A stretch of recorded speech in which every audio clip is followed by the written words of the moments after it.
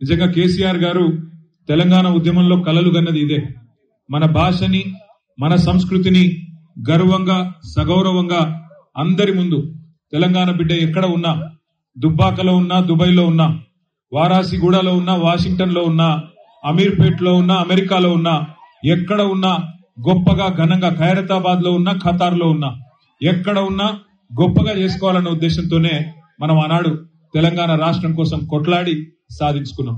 సరే, ఆ పోరాట క్రమంలో వందల మంది పిల్లలు మరి బలిదానం అయితే మనకు అల్టిమేట్ గా కేసీఆర్ గారి నాయకత్వంలో ప్రజల పోరాటంతోనే తెలంగాణ సిద్ధించింది.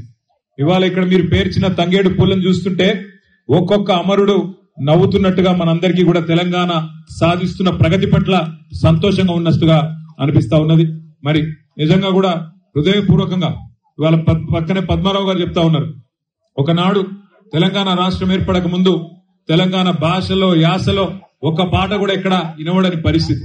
ఈ రోజు పీపుల్స్ ప్లాజాలో, మరి తప్పకుండా ఈ పీపుల్స్ ప్లాజాను కూడా మళ్ళీ మన గవర్నమెంట్ వచ్చినాక దీని పేరు కూడా బతుకమ్మ ప్లాజాగా మార్చుకుంటే బాగుంటదేమో. శాశ్వతంగా బతుకమ్మకు వేదికగా ఈ ప్రాంగణాన్ని చేసుకుంటూ బతుకమ్మ ప్లాజాగా చేసుకుందాం. భవిష్యత్తులో మరింత ఉజ్వలంగా మన భాషని, సంస్కృతిని కాపాడుకునే విధంగా ముందుకు పోదాం.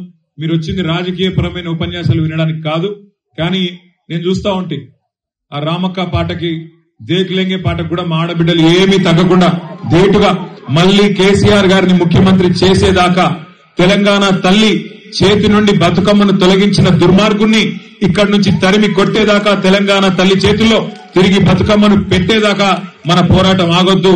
ఇదే స్ఫూర్తితో మీ అందరి ఆశీర్వాదంతో ముందుకు పోతాం.